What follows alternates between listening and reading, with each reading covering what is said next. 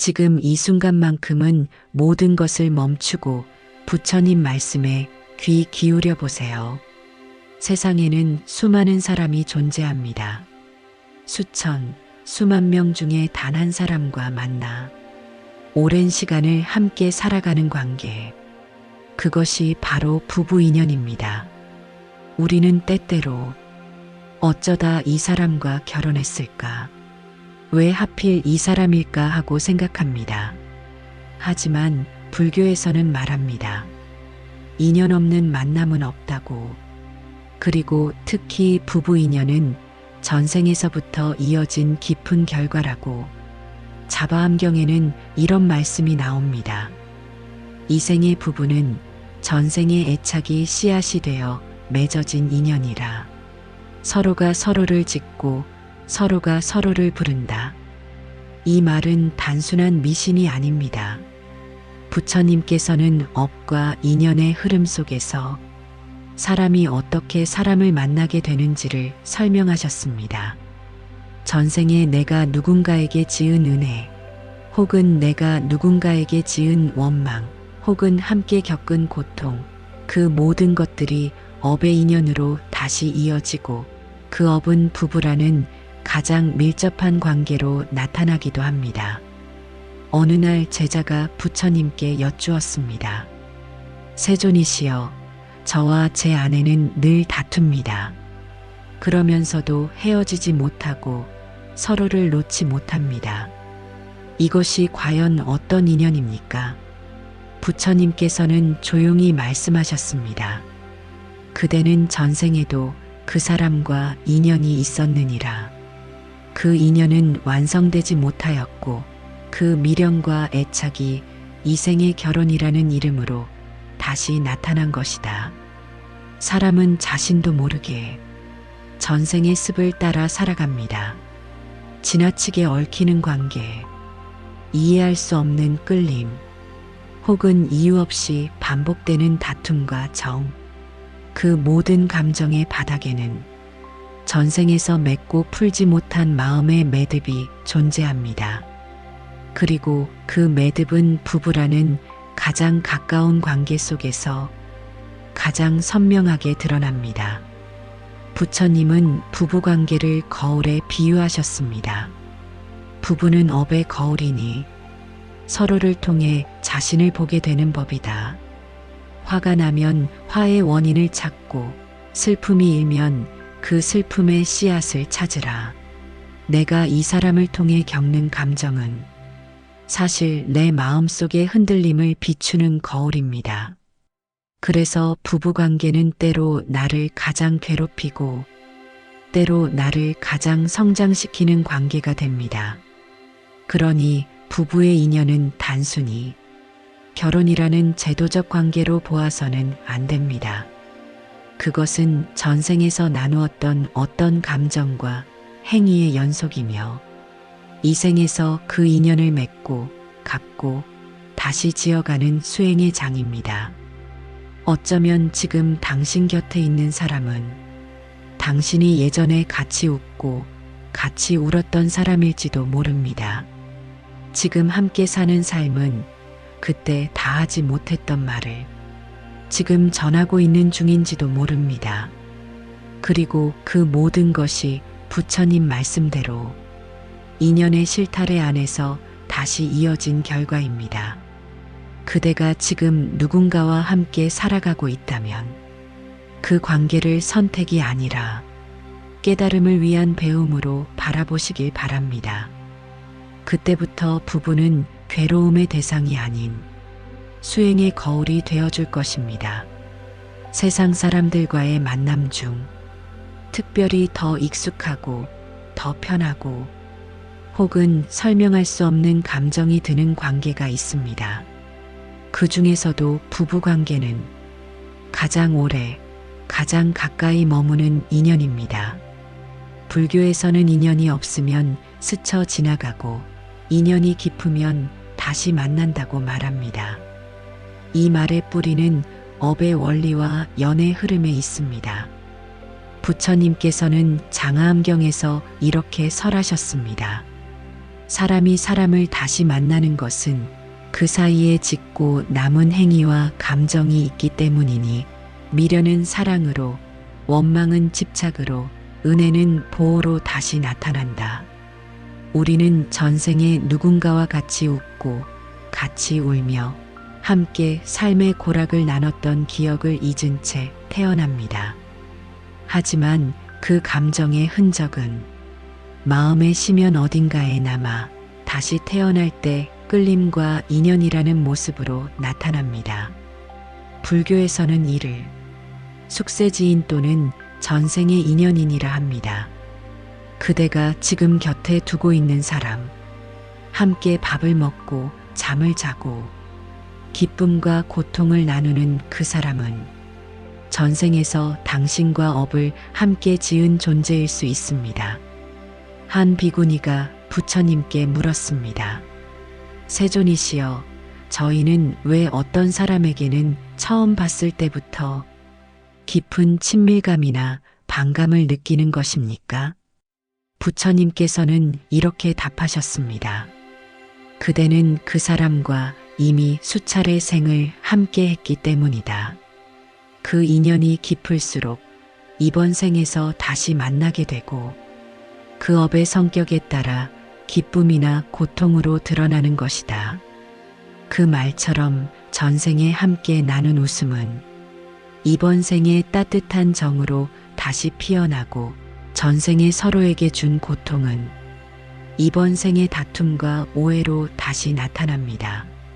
그렇기에 부부관계는 서로를 이해하고 사랑하는 동시에 서로를 통해 자신의 업을 마주하고 녹이는 과정입니다.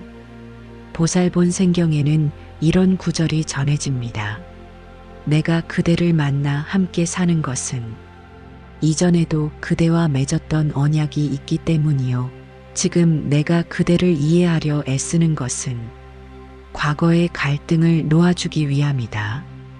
어떤 부부는 전생의 한쪽이 생명을 구해준 은인을 다시 만났기에 이번 생에서는 깊은 보살핌으로 서로를 감쌉니다.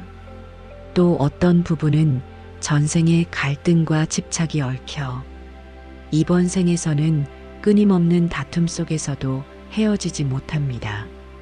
이 모든 것이 전생의 감정이 완전히 놓이지 않았기 때문에 다시 이어져 온 것입니다.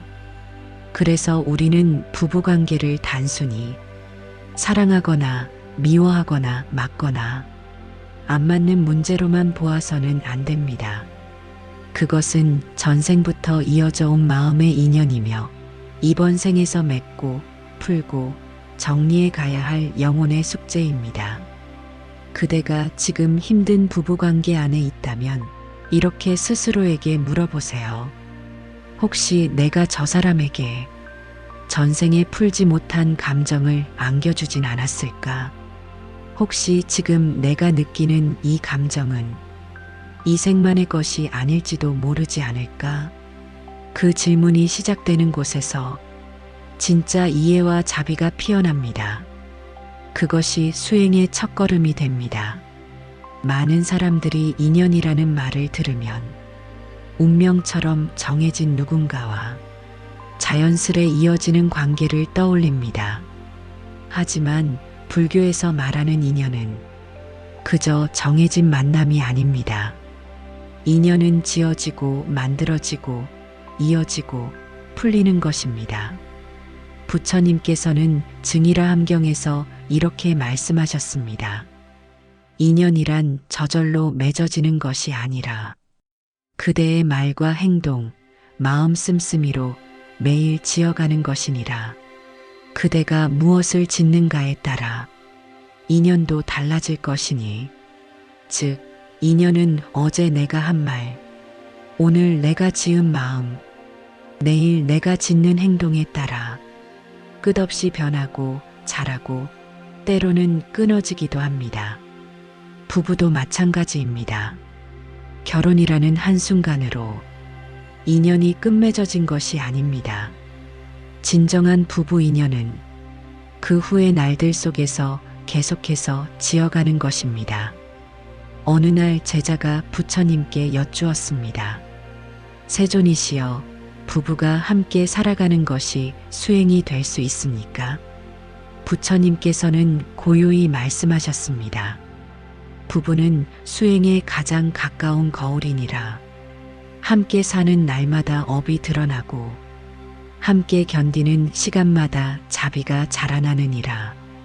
우리는 종종 내가 기대한 대로 상대가 변화하지 않을 때 실망하고 분노합니다. 하지만 수행은 상대를 바꾸는 것이 아니라 자신의 마음을 돌아보는 길입니다. 상대가 내게 어떤 말과 행동을 했을 때 그것에 즉각 반응하는 대신 이 감정은 어디서 오는가? 지금 내 업이 어떤 모양으로 드러나는가? 하고 스스로에게 질문할 수 있다면 그 부부관계는 단순한 생활의 반복이 아니라 마음의 정진, 수행의 도량이 됩니다. 우다나경에서는 이렇게 전합니다. 둘이 함께 걸으며 서로를 비추고 서로를 비우며 서로를 가꾸는 인연이 있다면 그것은 이미 도반이며 수행의 연인이라. 부부는 원래 타인이었습니다. 다른 인연과 업을 지니고 태어난 두 존재가 한 지붕 아래에서 한 마음을 지어가야 하는 일. 그것은 결코 쉬운 일이 아니며 그렇기에 그 자체가 수행입니다. 매일 반복되는 일상 속에서 마음이 무뎌질 때 가끔은 이렇게 스스로를 다독여 보세요. 나는 오늘 이 사람과 어떤 인연을 지어가고 있는가? 나는 오늘 이 사람을 통해 어떤 나를 보고 있는가? 부처님께서는 부부를 수행의 짝, 도반이라 부르셨습니다. 삶이 괴로울 때 서로를 지탱해주고 기쁠 때 교만하지 않도록 서로를 살피는 존재. 그것이 진정한 부부의 인연이며 그 인연을 하루하루 지어가는 것이 바로 삶 속의 수행입니다. 사람들은 부부싸움을 이렇게 말하곤 합니다. 정말 성격이 안 맞아서 그래요. 도대체 왜 이 사람은 날 이해 못할까요? 우리 인연은 다한 걸까요? 그러나 불교에서는 그 모든 갈등에도 뜻이 있다고 말합니다. 그 뜻은 곧 업의 그림자가 드러나는 자리라는 뜻입니다. 부처님께서는 자바암경에서 이렇게 설하셨습니다. 원한으로 맺어진 인연은 다시 만나 그 원한을 드러내고 자비로 녹이지 않으면 생을 넘어서도 이어지느니라. 부부간의 갈등은 단지 성격 차이 때문이 아닐 수 있습니다. 전생에 맺었던 감정의 응어리, 지은 업의 결과가 이번 생의 말과 행동 속에서 드러나는 것입니다. 어느 날 제자가 부처님께 고했습니다. 세존이시여, 저는 제 아내와 다툴 때마다 말로 상처를 주고 후회하며 괴로워합니다. 그녀도 저를 아프게 합니다. 왜 우리는 이렇게 힘든 걸까요? 부처님은 조용히 말씀하셨습니다. 그대는 예전에도 그 사람과 다투었다. 전생의 말이 칼이 되어 이번 생에서도 그 상처를 다시 마주하는 것이니라. 그러니 이번 생에서는 그 칼을 내려놓고 연민으로 바라보아야 하느니라. 부부간의 불안은 다만 고통이 아니라 그대를 수행으로 이끄는 문일 수 있습니다. 왜 이 사람의 말은 나를 그렇게 아프게 하는가? 왜 나는 그 말에 참지 못하고 대받아치는가? 그 안에는 오랜 감정의 습과 전생의 상처가 들어 있습니다. 부처님은 중화암경에서 이렇게 말씀하셨습니다. 다툼 속에서 그대의 본래 마음을 보라. 분노는 거울이 되어 진정 놓지 못한 감정을 비추느니라. 다툼은 끝이 아닙니다.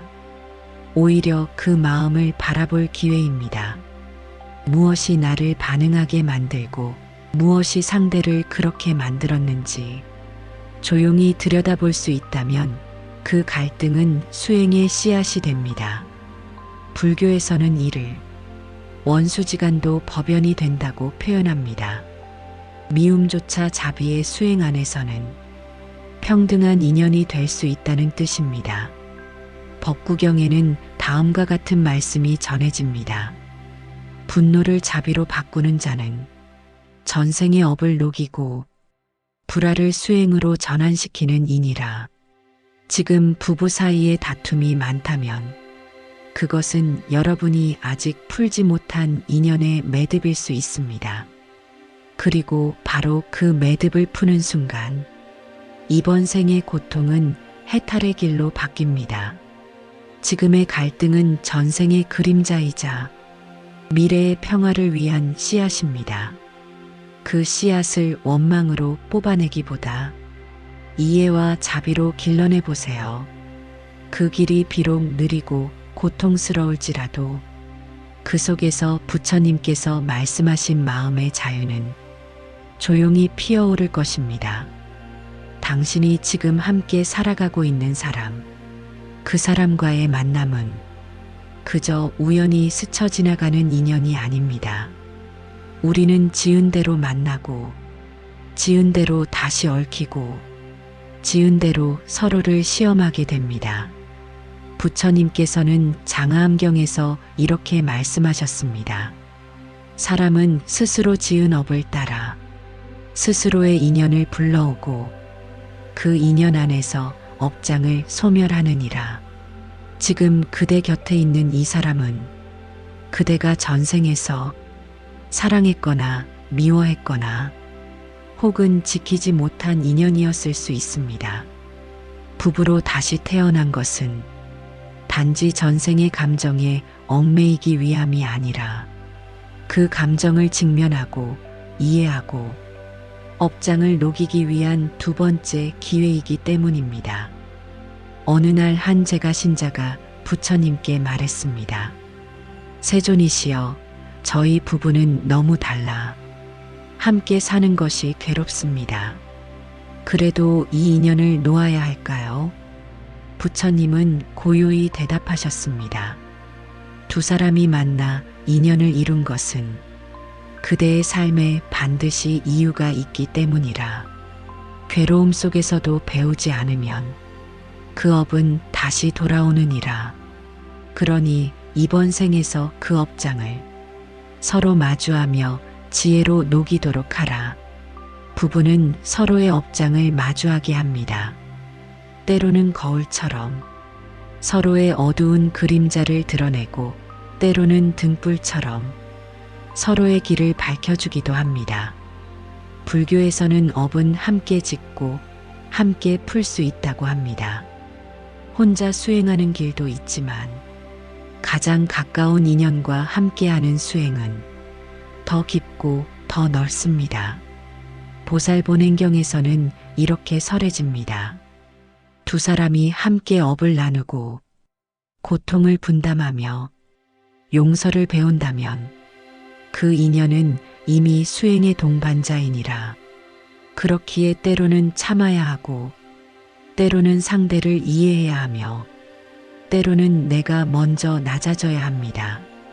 이 모든 것이 내 업장을 녹이고 상대의 업장을 덜어주는 선업의 씨앗이 됩니다.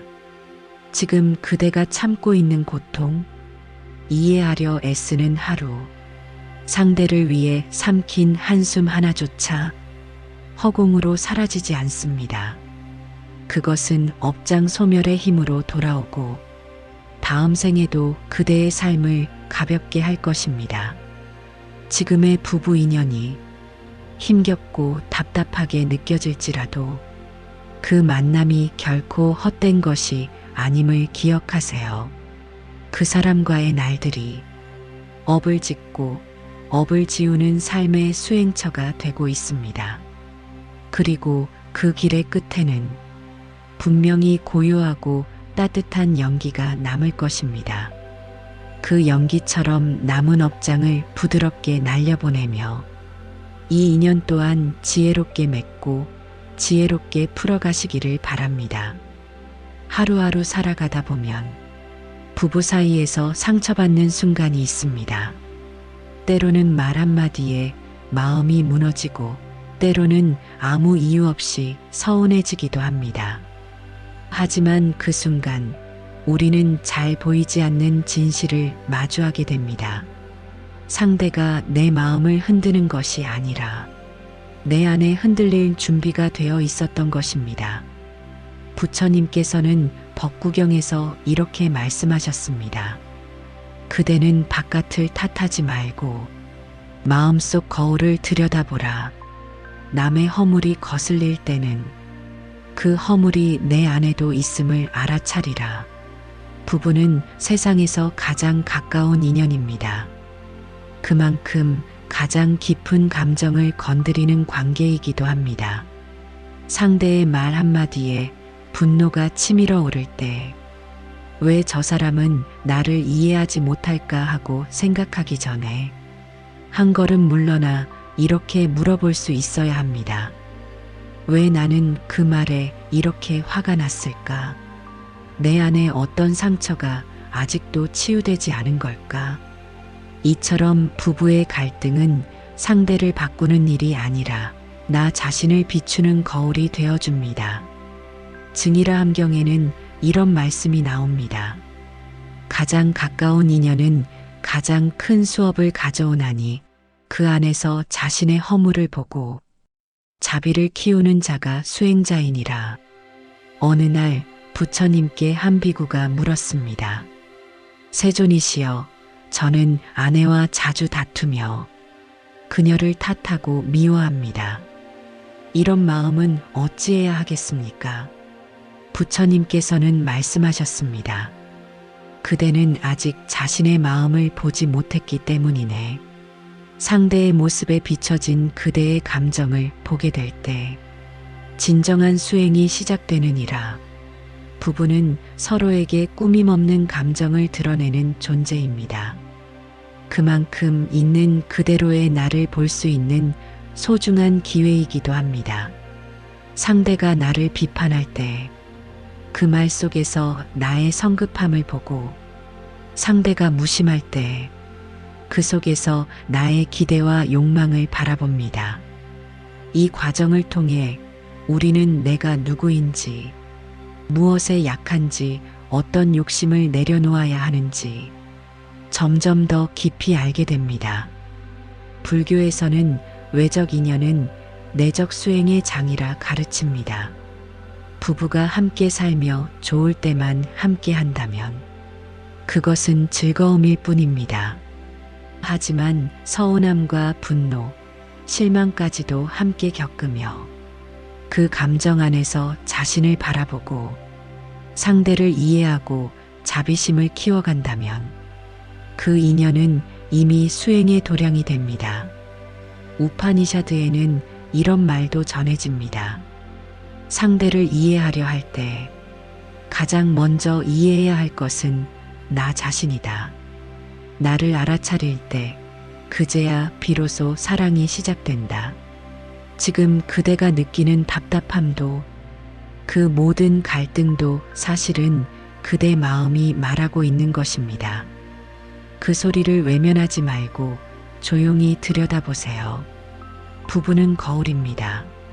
서로를 통해 나를 비추고 나를 통해 서로를 이해하는 존재입니다.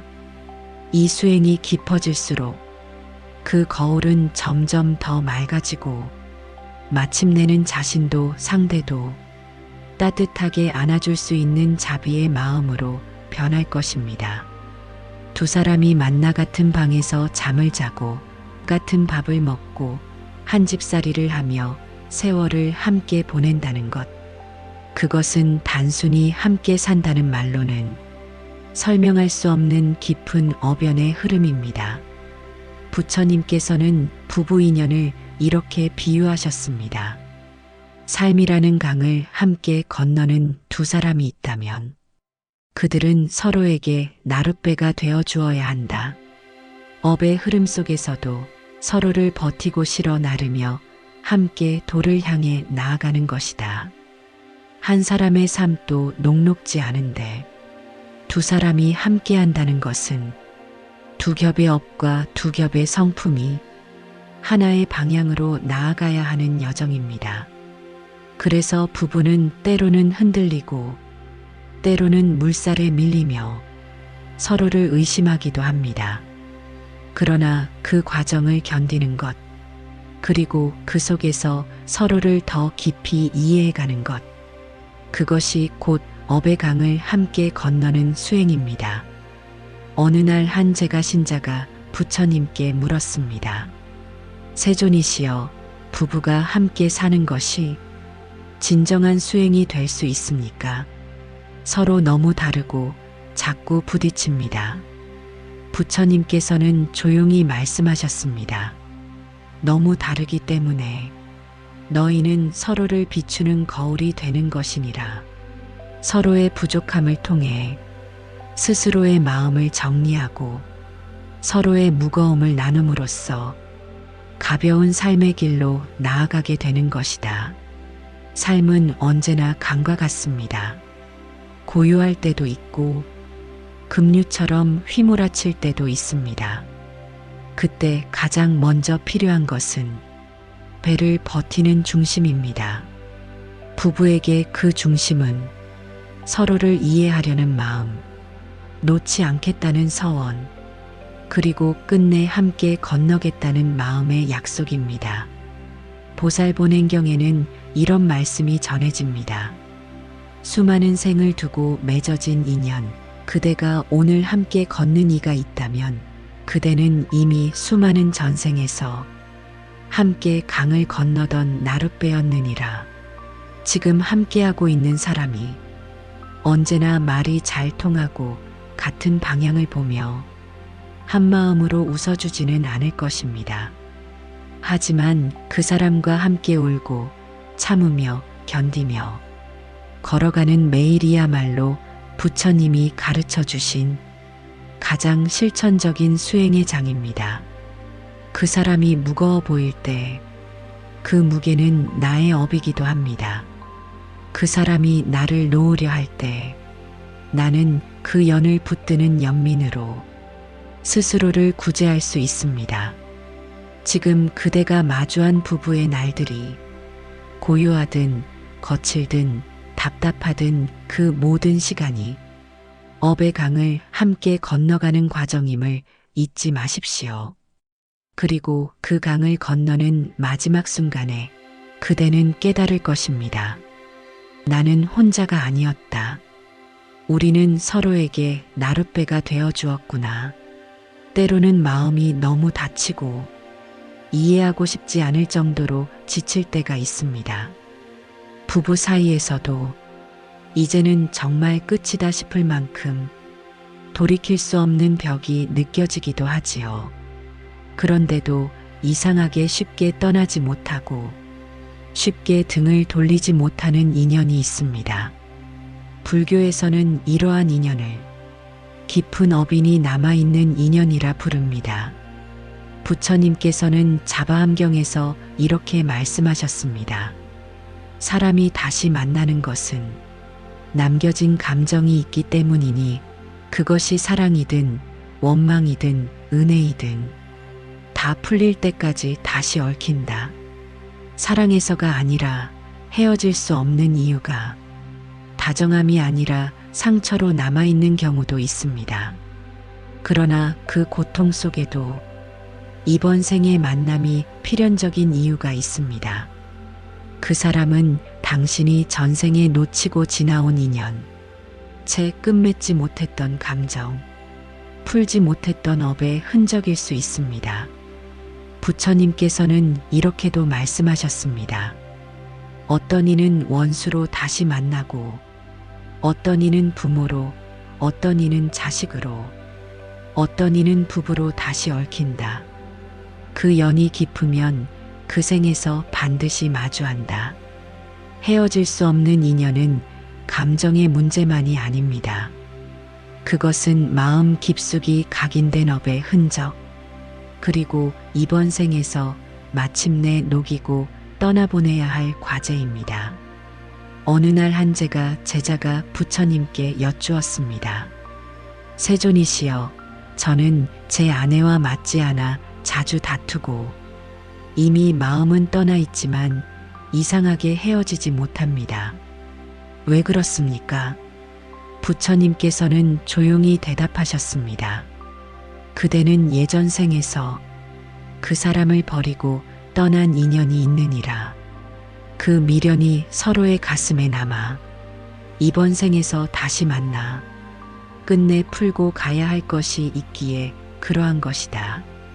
지금 그대가 헤어지지 못하고 있다고 느낄 때 그건 단지 집착이나 연민 때문이 아니라 이번 생에 반드시 만나야 했던 수행의 자리일 수 있습니다. 불교에서는 이런 인연을 업보의 마주침 또는 해탈을 위한 조우라 말합니다. 보살본행경에서는 다음과 같이 전합니다. 그대가 오늘 이 생에 만난 이가 마음의 짐처럼 느껴질지라도 그것은 전생에 그대가 두고 간 한 조각의 업장이니라. 그 업장을 지금 마주하고 녹일 때 그 인연은 비로소 흩어진다. 그래서 때로는 떠나지 말아야 할 때가 있고 붙잡지 말아야 할 때도 있습니다. 하지만 중요한 것은 그 인연을 어떻게 마음으로 해석하고 바라보느냐입니다.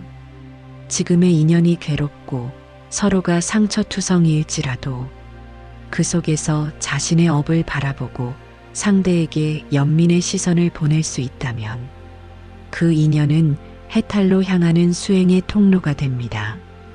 부부는 그냥 맺어진 인연이 아닙니다. 헤어질 수 없는 이유는 그만큼 깊은 전생의 흔적과 가르침이 남아있기 때문입니다. 그 흔적을 이번 생에서 이해하고 그 인연을 자비로써 정리할 수 있다면 그것이야말로 해탈의 가장 큰 복전이 됩니다. 세상에 수많은 인연이 있지만 가장 가까운 거리에서 가장 많은 시간과 감정을 나누는 인연은 다름 아닌 부부입니다. 그러나 우리는 종종 이 소중한 인연을 가족이라는 이름 아래 당연하게 여기고 지나치기 쉬운 일상으로 흘려보내곤 합니다. 불교에서는 부부를 그저 함께 사는 존재가 아니라 함께 돌을 닦는 수행의 짝으로 바라봅니다. 증이라 함경에는 다음과 같은 말씀이 전해집니다. 두 사람이 뜻을 같이하여 서로의 허물을 덮고 선업을 도우며 마침내 해탈을 기원한다면 그 인연은 세간의 인연이 아니라 도반의 연인이라. 부부는 좋을 때만 함께하는 인연이 아닙니다. 기쁠 때도 병들었을 때도 슬픔과 피로가 가득한 날에도 그 자리에 머물며 함께 걸어가는 지속의 연입니다. 그래서 부처님께서는 부부 사이에 반드시 필요한 세 가지를 설하셨습니다. 신뢰, 인내, 공덕행. 신뢰는 말이 없을 때도 마음이 떠나지 않게 하고, 인내는 서로의 차이를 품을 수 있게 하며, 공덕행은 함께 지은 선업으로 미래까지 이어질 복을 짓게 합니다. 어느 날 제자가 부처님께 물었습니다. 세존이시여, 부부가 함께 정진하려면 무엇부터 해야 하겠습니까? 부처님께서는 말씀하셨습니다. 서로를 탓하지 말고 매일 한 가지 선한 일을 함께 행하라. 그 행위가 두 사람의 마음을 밝히고 업을 맑히며 도의 문을 여는 씨앗이 되리라. 함께 걷는 이 길 위에서 부부는 서로의 거울이자 스승이 됩니다. 상대의 부족함을 통해 나의 자비를 배우고 내 성급함 속에서 상대의 인내를 다시 깨닫게 됩니다. 법구경에서는 이렇게 전합니다. 두 사람이 서로를 향해 마음을 낮추고 언행을 맑게 하며 선업을 쌓는다면 그 인연은 이 생에서만이 아니라 다음 생에도 함께하리라. 부부는 업을 함께 지은 존재입니다. 그 업을 함께 풀어나가는 데에는 공동의 정진이 필요합니다. 아침에 함께 절을 하거나 저녁에 조용히 참회하며 하루를 돌아보는 시간, 또는 다투고 난 뒤에도 먼저 미소를 건네는 작은 실천, 그 모든 것이 공덕행의 수행이자 두 사람의 마음을 맑게 닦는 공동의 연습입니다. 부부는 결국 함께 길을 가는 사람들입니다. 그 길 위에서 누구는 넘어지고 누구는 지쳐앉기도 하겠지만 서로의 등을 토닥이며 한 걸음 더 나아가는 그 자체가 삶의 정진이요 수행의 동반입니다. 우리가 함께하는 인연은 단순한 우연이 아닙니다. 그 인연은 깊고도 길며 때로는 한 생을 넘어 여러 생을 아우르는 서원으로 이어집니다. 부처님께서는 잡보장경에서 이렇게 말씀하셨습니다. 깨달음의 길을 가는 자들이여, 너희는 서로를 보고 서로를 의지하여 영겁 속에서 맺은 서원을 기억하라. 부부로 만난 두 사람도 전생에 이미 만나 서로의 길동무가 되기로 서로 약속한 존재일 수 있습니다. 이 서원은 단지 함께 살겠다는 약속이 아니라 함께 수행의 길을 가겠다는 다짐이며 서로의 깨달음을 돕겠다는 깊은 의지입니다. 어느 날 제자가 부처님께 여쭈었습니다. 세존이시여, 제가 지금 만난 배우자는 전생에 이미 알던 인연입니까? 부처님께서는 따뜻하게 미소 지으며 대답하셨습니다. 그렇다, 그대는 오래전부터 함께 길을 걷기로 약속한 도반이니라. 서로가 서로의 업장을 지우고 서로가 서로를 깨우는데 쓰임 받는 인연이라. 이처럼 부부는 서로가 서로에게 가장 친밀한 도반이자 수행의 동반자입니다. 법화경에서도 이와 같은 가르침이 있습니다. 모든 부처님과 보살들이 인연을 맺어 이 세상에 오듯이 두 사람도 서원을 세워 서로를 위해 이 길을 함께 건노라. 영겁을 넘어 이어진 이 서원은 때로는 시련과 고난을 함께 겪으며 더 단단해지고 깊어집니다. 그 과정에서 부부는 서로의 결점을 수용하고 서로의 부족함을 보완하며 자비와 이해심을 키워나갑니다. 부처님께서는 대비유경에서 말씀하셨습니다. 진정한 도반은 서로의 마음을 비추는 거울이요 서로의 짐을 나누는 벗이니라. 함께 서원한 길은 반드시 깨달음으로 이끄느니라. 부부가 서로를 바라보며 영겁의 서원을 기억할 때 그 어떤 고통도 견딜 수 있는 힘이 생깁니다. 지금 이 순간도 그대가 겪는 어려움은 서로를 더 깊이 이해하고 더 높은 자비심을 쌓아가는 소중한 수행의 과정임을 잊지 마십시오. 수많은 생을 거쳐 쌓인 인연은 오늘 이 순간 부부라는 이름으로 서로의 곁에 머무릅니다. 서로의 온기 속에서 기쁨과 슬픔을 나누고 같은 길을 걷는 두 존재는 더 이상 단순한 동반자가 아닙니다. 그들은 서로의 수행자여 서로의 스승이며 가장 깊은 자비를 배우는 벗입니다. 부처님께서는 법화경에서 말씀하셨습니다. 두 사람이 함께 서원하여 서로의 마음을 닫고 서로의 어둠을 밝히며 함께 깨달음에 이르는 길을 걷는다면 그 인연은 가장 아름다운 보살행이니라. 부부 인연은 끝없이 부딪히고 서로를 시험하고 서로의 부족함을 드러내지만 그 모든 것이 서로를 깨닫게 하는 깨달음의 빛입니다. 어느 날 한 비구가 부처님께 물었습니다. 세존이시여, 부부 사이의 갈등과 고통을 넘어 어떻게 하면 깨달음에 이를 수 있습니까? 부처님은 고요히 말씀하셨습니다. 서로의 마음을 알아차리고 서로의 아픔에 자비를 내어라. 그 마음이 닦이고 맑아질 때 부부는 함께 깨달음에 다다르느니라. 이 길은 결코 쉽지 않은 길입니다. 그러나 그 길 위에서 부부는 서로에게서 가장 깊은 평화와 자유를 발견합니다. 증이라 함경에는 이렇게 전해집니다.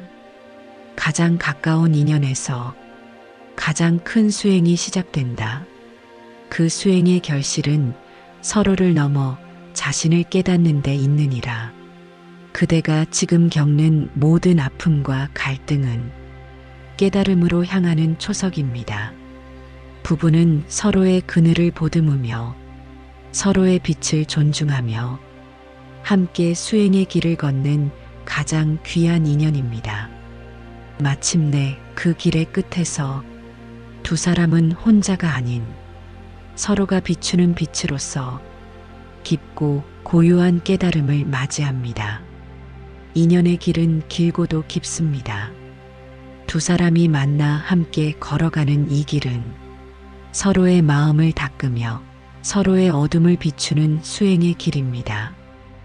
부처님께서는 대비유경에서 이렇게 말씀하셨습니다. 두 사람의 마음이 함께 맑아질 때 그 인연은 해탈의 빛을 발하느니라. 부부는 때로는 서로의 거울이 되어 자신의 부족함을 깨닫게 하고 때로는 서로의 등불이 되어 어둠 속에서도 길을 잃지 않게 합니다. 이 긴 여정 속에서 서로가 스승이자 벗이 되어 사랑과 자비를 실천할 때 마침내 진정한 자유가 찾아옵니다. 그 자유는 욕심과 집착에서 벗어난 해탈이며 서로에게 얽매이지 않는 깊고 고요한 평화입니다. 어느 날 한 비구가 부처님께 물었습니다. 세존이시여, 부부가 함께 진정한 자유를 얻으려면 어떻게 해야 합니까? 부처님께서는 부드럽게 말씀하셨습니다. 서로의 마음을 놓아주고 서로에게 집착하지 말라.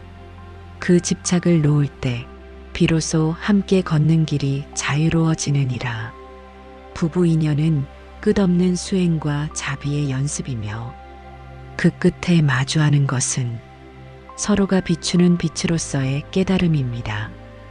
오늘 함께 해주신 모든 분들께 부처님의 자비와 지혜가 깃들기를 기원합니다. 법화경의 말씀처럼 서로를 위해 정진하는 그 길 위에서 우리는 모두 깨달음에 이르리라. 부처님의 가르침이 모든 가정에 평화와 행복을 가져다 주길 바랍니다. 나무 아미타불. 자비와 지혜가 늘 함께 하시길.